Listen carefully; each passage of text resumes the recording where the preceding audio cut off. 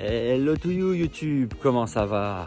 Ravi de vous retrouver aujourd'hui pour un épisode consacré donc au backdating de ma Porsche 911.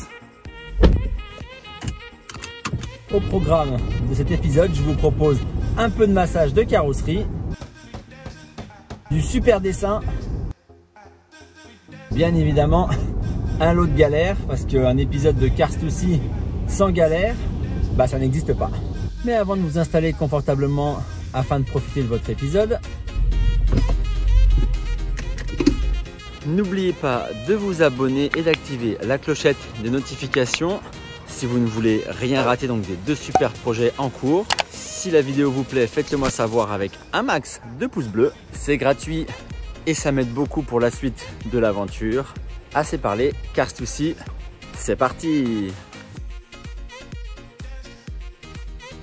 La dernière fois, je n'ai pas pu tout voir, mais aujourd'hui, on va vivre ça ensemble, alors restez bien jusqu'à la fin de l'épisode. La journée commence par une séance de massage intense. Thomas reforme la pliure de l'extension afin qu'elle s'accorde parfaitement avec la forme d'origine de la 911. Et je peux vous dire que ça ne se fait pas en 5 minutes, c'est long, voire même très long pour atteindre le résultat escompté. Des coups de marteau, Thomas il va en donner.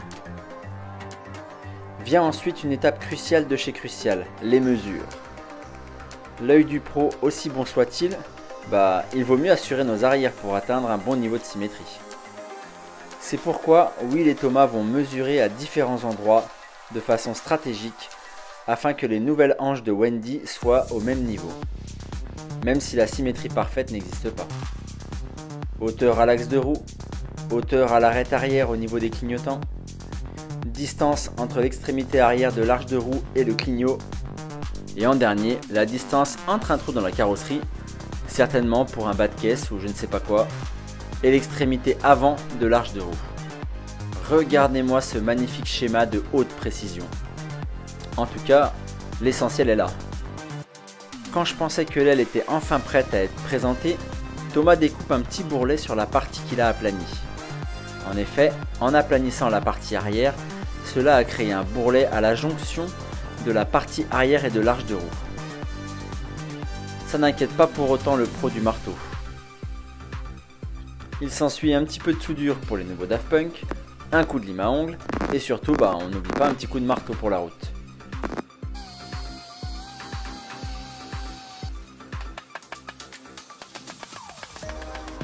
L'aile est enfin prête à être présentée. Mais là, c'est le drame. Contrairement à l'aile gauche, celle-là va vraiment nous donner du fil à retordre. Que je vous explique. Lors de la livraison, l'aile côté droit était légèrement tordue à son extrémité. Mais j'étais loin, très loin d'imaginer que la torsion s'était répercutée sur l'ensemble de l'aile. Thomas et Will ont parlé de mierda. Et ils ont bien raison sur ce coup-là. Un plan qui se déroule sans accroc, c'est que dans l'agence Tourisque. Bref, les deux pros vissent l'aile sur la 911 tout en s'assurant des mesures. Les fesses de Will nous ont bien aidés sur ce coup-là. Malgré cela, regardez le trou béant à l'arrière. Vous me direz, ça donne un style, mais c'est pas vraiment le résultat qu'on souhaite. Un point dur à ce niveau et une pliure juste là. Je ne sais pas si je vais utiliser le bon mot, mais l'aile est vraiment twistée et bien plus qu'on ne l'avait imaginé. Regardez, Will nous montre bien le problème ici. Mais comme jusqu'à présent, notre expert, lui, il est serein. Il y a toujours une solution, comme disait mon père. Et la solution, vous la connaissez, non? Le marteau. Malgré les coups de marteau répétés, le résultat n'est pas là. Alors on va la jouer autrement. Et on va utiliser la visseuse. Les vis placées à intervalles courts vont permettre d'aplanir plus facilement. Je vous l'accorde, ça fait beaucoup de verrues. Mais bon, à la fin, on ne verra rien du tout.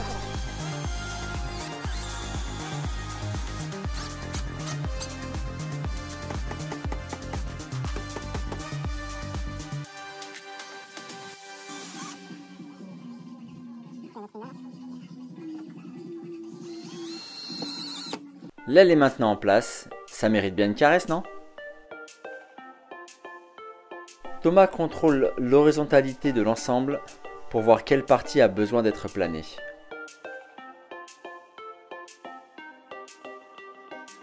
A noter que lorsque l'on va découper, l'aile va légèrement rentrer vers l'intérieur. Donc comme l'aile va rentrer, elle va également remonter légèrement à l'arrière. Convaincu? L'artiste, lui, décide d'utiliser une nouvelle fois un outil d'une performance inouïe pour s'assurer du galbe de l'aile.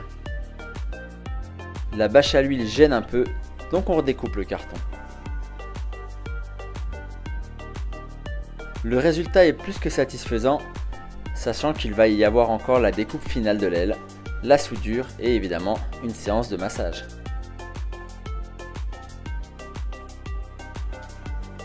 Il est temps d'apposer le dernier coup de feutre avant de monter Wendy en l'air.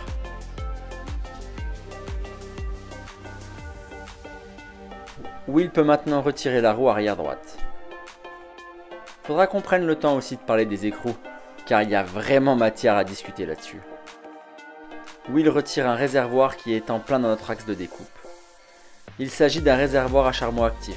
Son utilité est très, comment dirais-je, floue pour moi, mais Google me dit qu'il protège l'environnement des vapeurs de combustible non brûlé.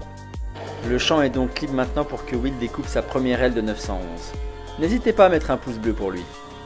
La tension est à son paroxysme, mais il a toute ma confiance. De toute façon, je sais où il habite. En tout cas, bravo à lui, car il n'a pas tiré le côté le plus facile avec le système de tuyaux d'huile. Et nous, pendant ce temps-là, on a vraiment adoré le regarder faire. Viennent ensuite les étapes de finition et de préparation à la soudure finale de la nouvelle hanche de Wendy.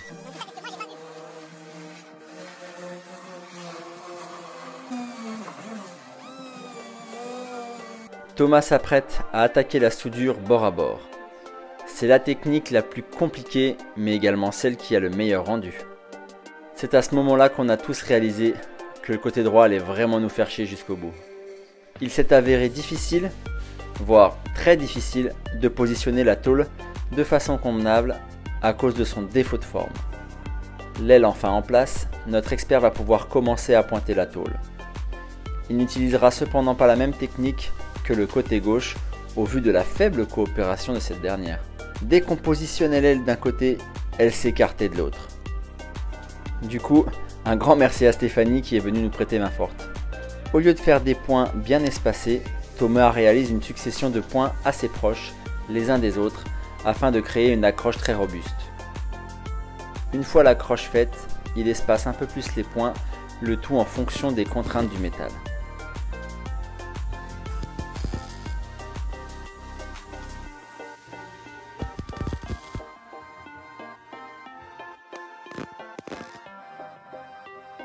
Ça faisait longtemps qu'on ne l'avait pas vu à l'écran, mais le marteau fait son grand retour. S'ensuivent une succession de points de soudure, alternés avec ce que j'appelle de la persuasion forcée.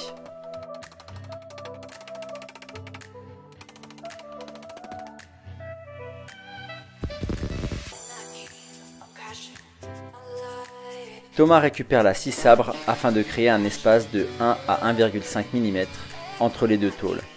Je vais le laisser vous expliquer, il le fera bien mieux que moi.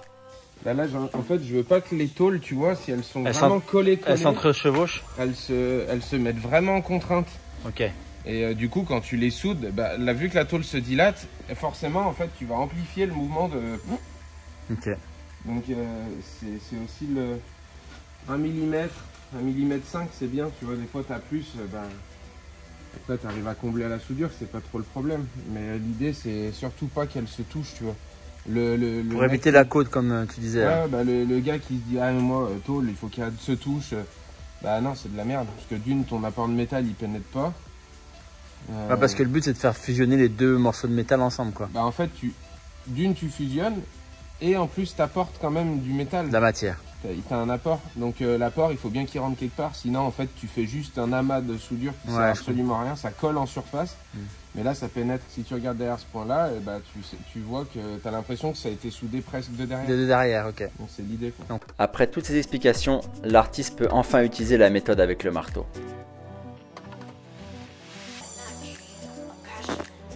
Thomas enchaîne par la suite une multitude de points de soudure à différents endroits de l'aile afin de ne pas échauffer la tôle.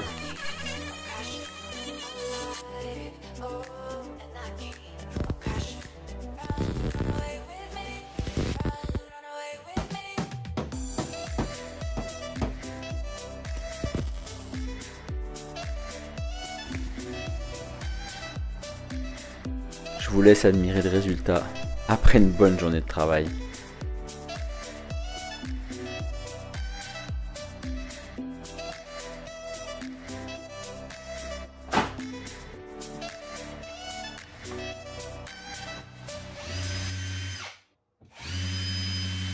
Avant de conclure aujourd'hui, je vais vous parler un peu du budget parce qu'on a fait des achats. J'ai également donc vendu les sièges et j'ai aussi vendu la roue de secours. J'ai acheté donc les feux avant et les feux arrière chez Rose Passion